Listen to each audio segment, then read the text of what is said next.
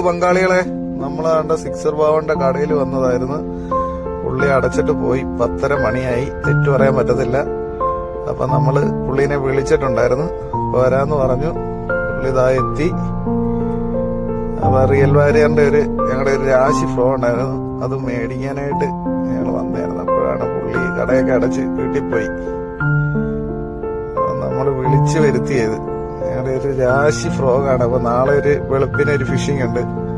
അപ്പൊ അതിനു വേണ്ടിട്ട് കാര്യം പറഞ്ഞു വേണം വന്ന് കട തുറന്ന് എടുത്തു തരാന്ന് പറഞ്ഞു. അങ്ങനെ വന്നതാണ്.